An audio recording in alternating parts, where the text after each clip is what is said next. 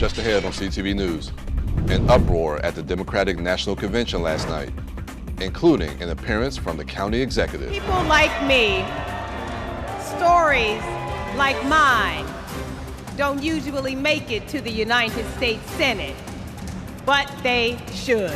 It is National Senior Citizen Day, and we are celebrating our county's most mature members. Coming up on CTV News. And we have our Wednesday sports page. Those stories and more on CTV News, starting now.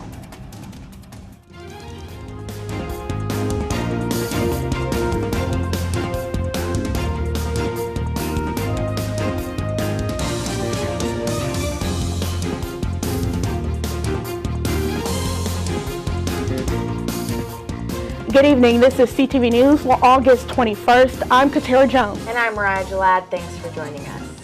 Yesterday was night 2 of the 2024 Democratic National Convention, where they transformed what should have been the driest part of the evening, the roll call, into a party. DJ Cassidy stood on stage spinning songs by artists from each state and territory as they awarded their delegates. The high point of the night was when the former President Barack Obama and First Lady Michelle Obama took to the stage. For years, Donald Trump did everything in his power to try to make people fear us. See, his limited, narrow view of the world made him feel threatened by the existence of two hard-working, highly educated, successful people who happen to be black. It has been a constant stream of gripes and grievances that's actually been getting worse now that he's afraid of losing to Kamala. There's the childish nicknames, the crazy conspiracy theories, this weird obsession with crowd sizes. I want to know, who's going to tell him that the job he's currently seeking might just be one of those black jobs? The convention continues tonight with Tim Walz accepting the party's nomination for vice president. Besides the Obamas, a host of other speakers graced the convention stage, including the grandson of Jimmy Carter, Jason Carter, John F. Kennedy's grandson, Jack Schlossberg, and Senator Bernie Sanders. There were even performances by Patti LaBelle and Common. Maryland Senate candidate Angela Alsobrooks made her debut onto the national stage last night. She used her primetime keynote speaking role to highlight Kamala Harris's record as a district attorney for San Francisco. Now, Donald Trump says if Kamala Harris is elected, tough guys will treat her like a play toy. Do you know who else thought that? The drug cartel she busted, the big oil companies she made pay for polluting, the big banks that she made pay $20 billion to homeowners they ripped off. Getting justice for others isn't a power trip for her. It's a sacred calling. And hear me, Kamala Harris knows how to keep criminals off the streets. And come November, with your help, she'll keep one out of the Oval Office. Alsobrooks attended her first Democratic National Convention back in 1992 in New York City when she was an intern with the Congressional Black Caucus. Senate hopeful Larry Hogan has committed to a third debate with Angela Alsobrooks. The former Maryland governor released a statement saying he looks forward to debating Alsobrooks on issues that matter most to Marylanders. In her statement, Alsobrooks says she's looking forward to seeing Larry Hogan on the debate stage.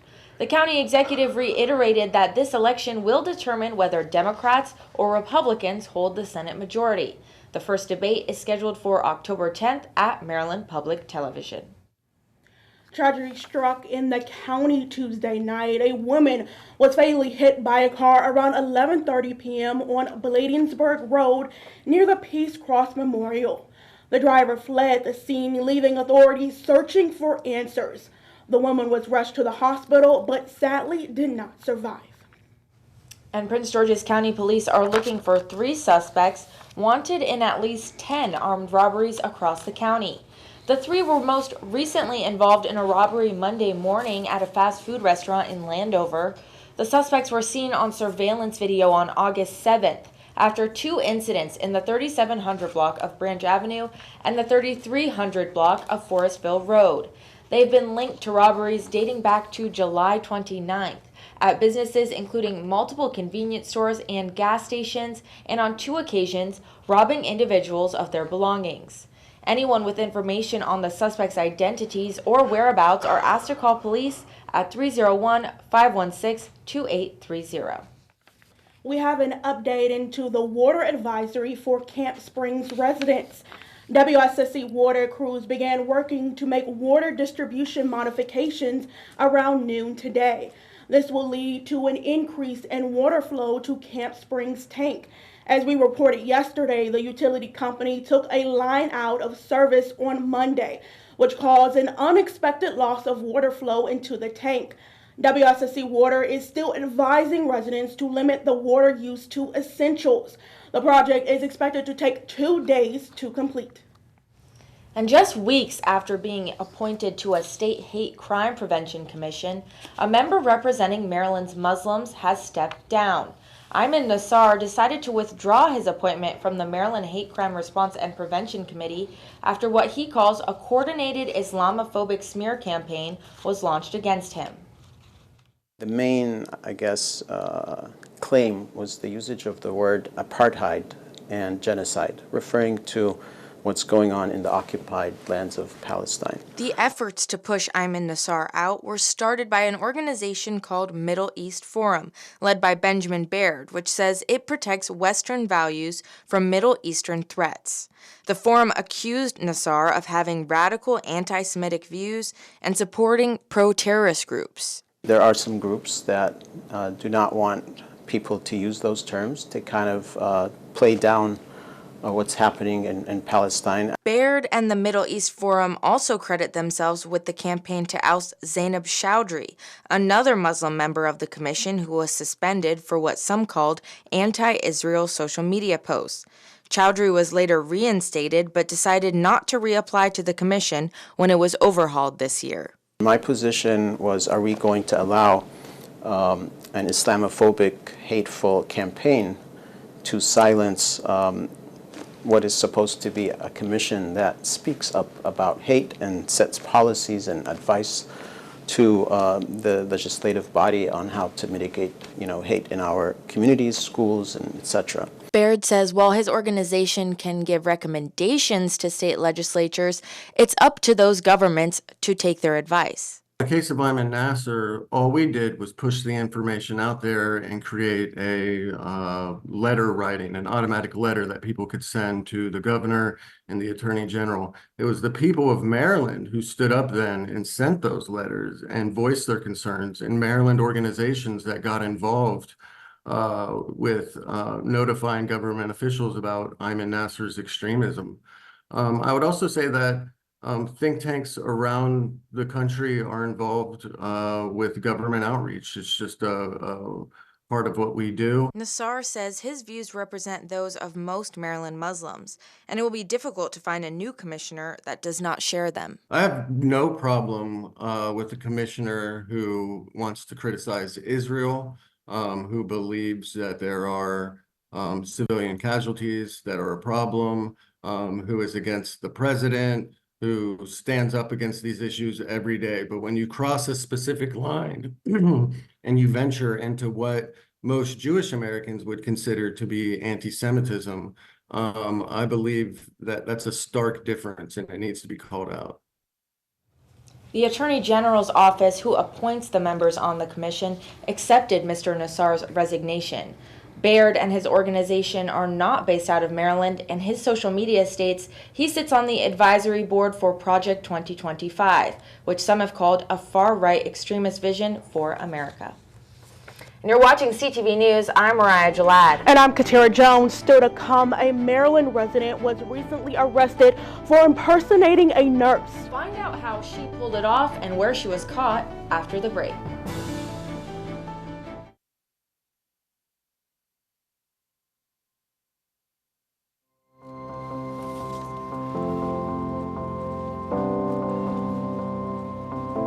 The impact of a meal goes well beyond feeding our bodies. Food can open endless possibilities for people to thrive.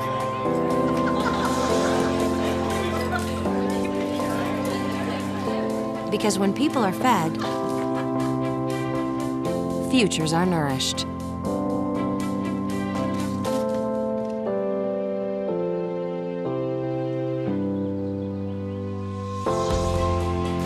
Everyone deserves to live a full life.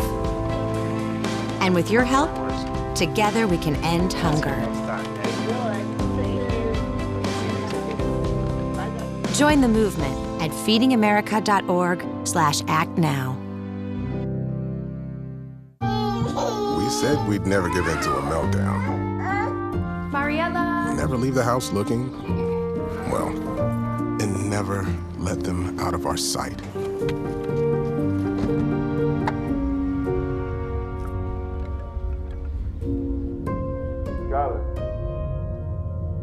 Cars get hot fast, and kids can be at risk. Before you leave the car, always stop, look, lock. We're with Liam after his 4th military move. When being new is starting to get old. We're with Tara during the holidays when she misses home the most. Thanks to generous supporters, we're with all service members and their families who need connection, comfort, and a home away from home. Are you with them? Learn more at uso.org today. Welcome back. A Maryland resident was arrested on Monday for impersonating a Philadelphia nurse and then trying to obtain nursing license for employment in Delaware. The Medicaid Fraud Control Unit determined that Nicole Van Horn had been falsifying medical credentials to obtain employment in the medical field since December of 2022. Van Horn faces a number of felony and misdemeanor charges, including identity theft and criminal impersonation. And a former Capitol Heights mayor is on the mend following kidney transplant surgery. Sean Malden underwent the surgery at George Washington Hospital last week. The former mayor says he was diagnosed with kidney disease shortly after coming down with COVID in December of 2021. Malden, who was elected in 2018, says he didn't think he needed to be vaccinated against COVID-19 since he was a vegan and in good health. He was on dialysis for a year and a half, waiting for a donor. It's the wonderful, it's just a blessing. I feel so blessed. I'm overwhelmed with emotions at times. I'm excited. I'm thankful. You know, this person, someone I know has said, hey, okay, I'll do it. And they went through the process, no question. So I just feel, I don't know what else to say other than just feel very blessed.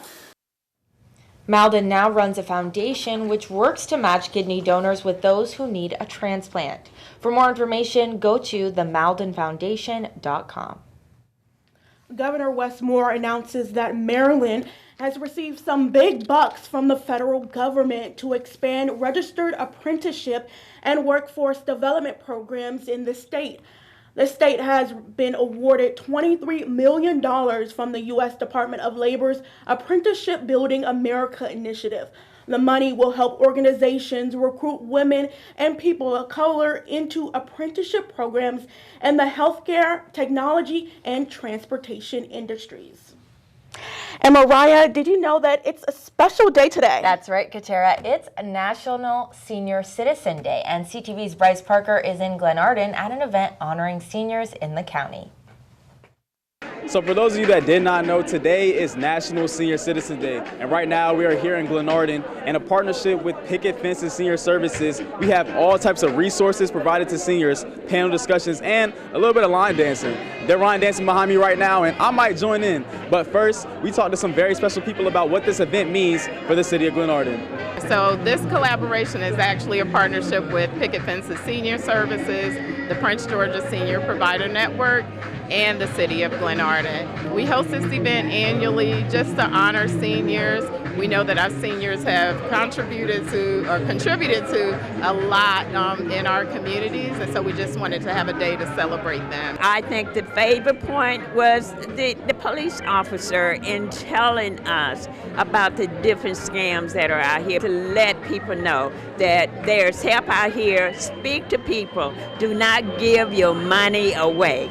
I've been in Glenarden for over 60 years, and I've watched these people who help raise me in the community become seniors, and I want to make sure that they're taken care of. I think that this event is a great event that will allow a one-stop shop for seniors to find services and get benefits that they may not know about. I think as a youngster growing up in the community, it's very important to have events like this to highlight our citizens and their contribution to the community. But along with Councilman Herring and Sean and Picket Fences, I think that we can always collaborate and come together and make something great for the seniors in the community. So as you remember, our most mature members of our community, even if you can't do anything that directly might help them, the least you can say is thank you. From Glenarden, I'm Bryce Parker, CTV News. The event featured door prizes and catered lunch from Firehouse Subs for our seniors. That looked like a lot of fun, Katera. Yeah, do you think you can line dance? Not as good as them. They were quick on their feet. Yes, I'm impressed. And still to come on CTV News. The Olympics are over, but our very own Michaela Newton stopped by a local gym to learn about the constantly growing sport of gymnastics. Coming up on CTV News, we're tackling diversity in the sport of gymnastics. Stay right there, you don't want to miss it. I'll see y'all.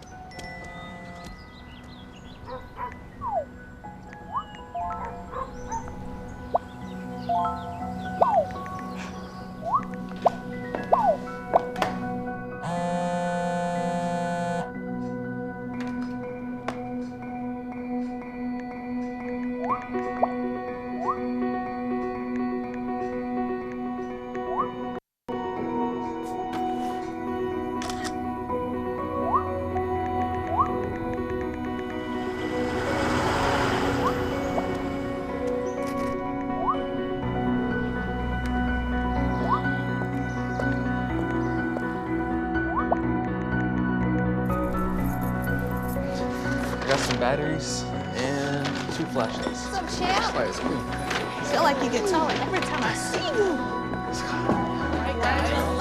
Congratulations,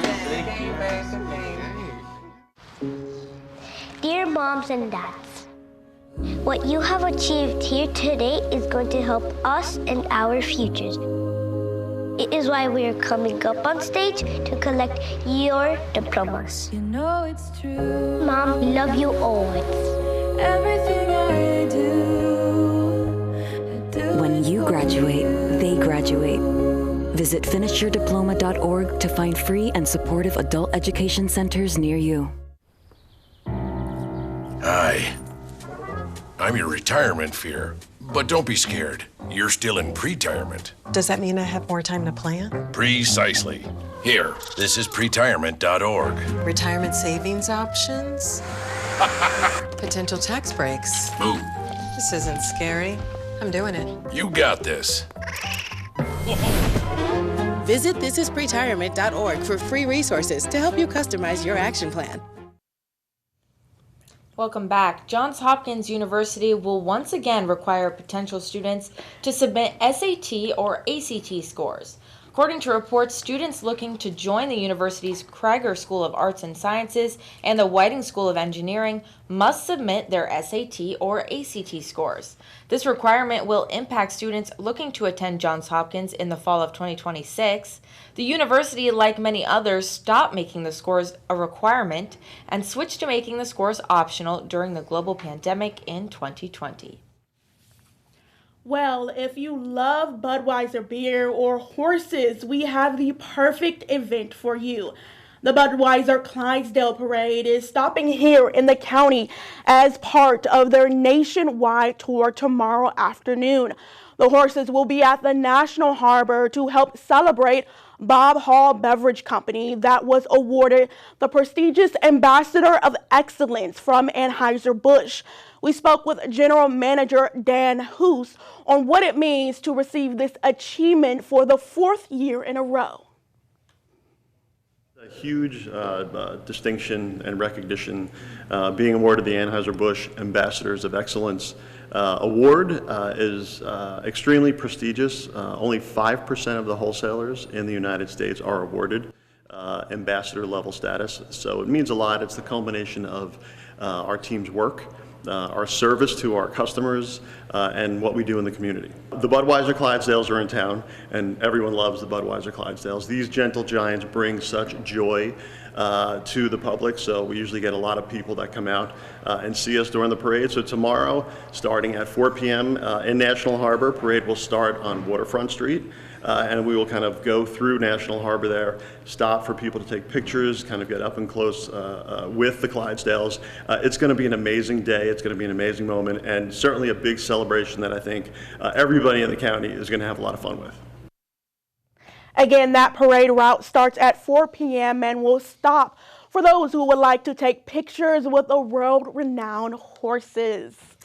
And Katera, can you believe it's been just over a week since the closing ceremonies of the Paris 2024 Olympics? I can't believe it. Oh my goodness. But one sport is still making headlines for its powerful strides. Gymnastics has been dazzling fans with its increased diversity and inclusion. CTV's Michaela Newton is at the Sports and Learning Complex, where the spirit of change is alive and well, and showcasing how the community is championing diversity in gymnastics and inspiring future stars.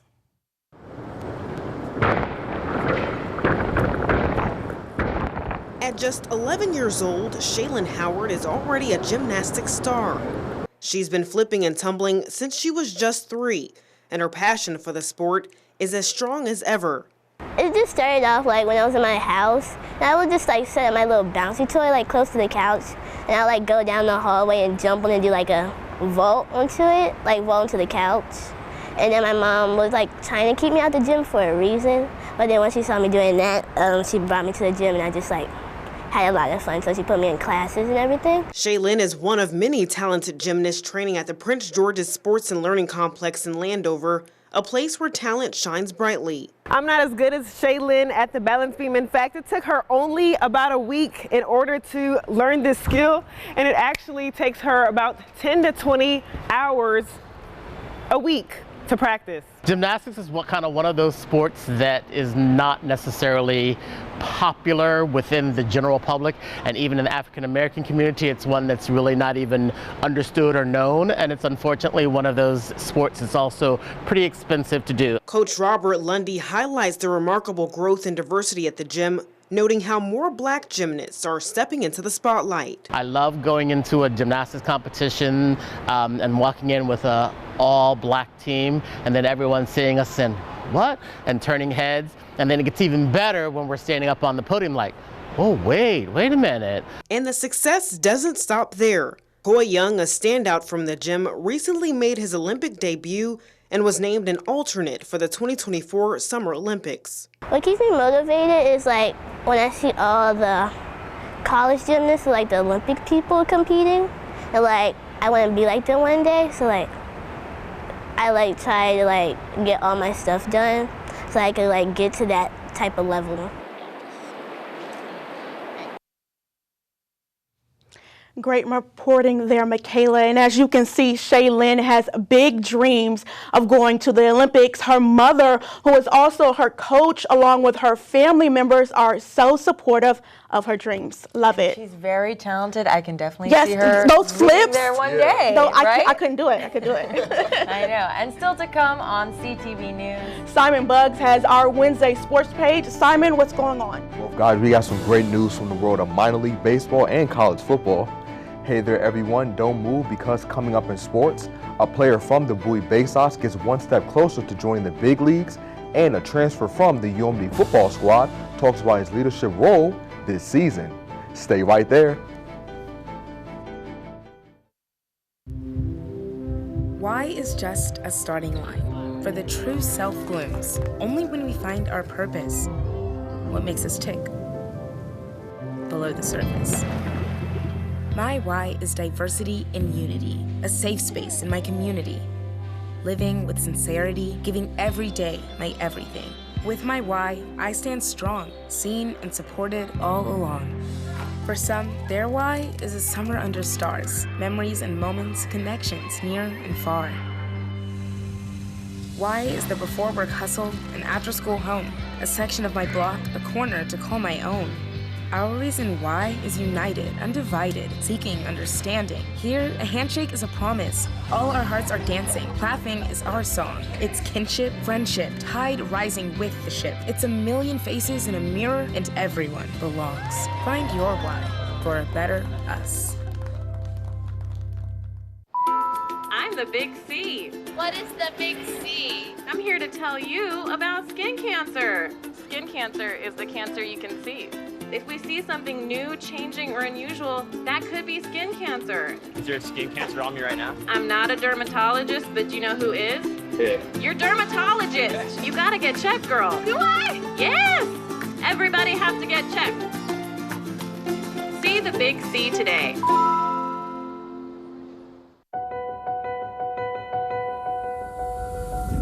As we work to get through these times together, you may not be thinking about blood donation, but blood is needed to save the lives of people who are sick with a range of illnesses. It's easy and safe to give. If you are in good health, please donate. We need heroes now. Visit redcrossblood.org to schedule an appointment.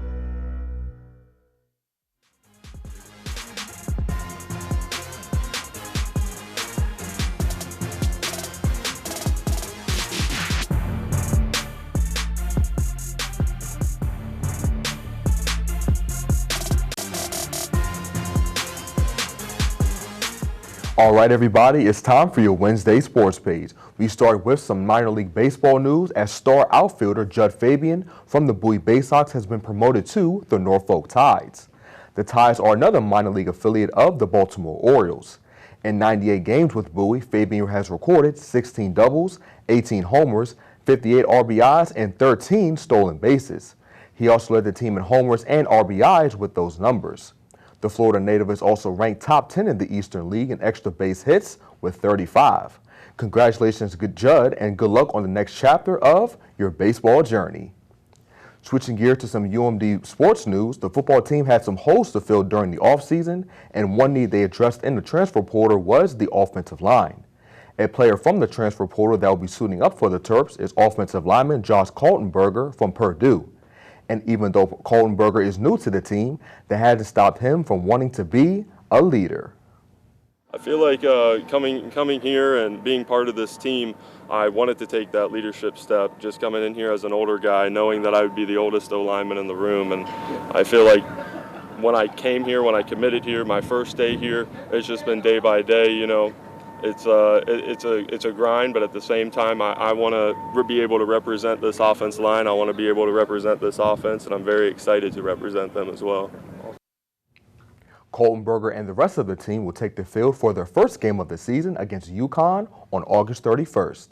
Meantime, the Washington Nationals fell to the Colorado Rockies in their opening game of the series last night, 3-1. Washington will try to avoid back-to-back losses against Colorado again tonight at 6:45. And finally, the Washington Mystics lost their third game in a row yesterday. They fell to the Seattle Storm in a close game, 83-77. Their next opponent will be the Los Angeles Sparks on Friday. And that is your Wednesday sports page. Thank you, Simon. Now it's time for our 3-day weather forecast. Tonight will be mostly clear. Thursday, we're looking at a high of 79 and low of 58. Friday, it's going to be very nice, sunny with a high of 83. Saturday, just as nice when we reach a high of 86. And for our community calendar, tomorrow evening, the Prince George's County Library Accokeek branch is hosting a Get Active Ride and Read. Residents are encouraged to get some physical activity on one of the library's stationary bikes while listening to free audiobooks. This session takes place from 2 to 3 p.m. For more information, contact 240-455-5451. And that wraps up CTV News for now. Thanks for joining us. We'll see you again tomorrow. Good night. Good night, everybody.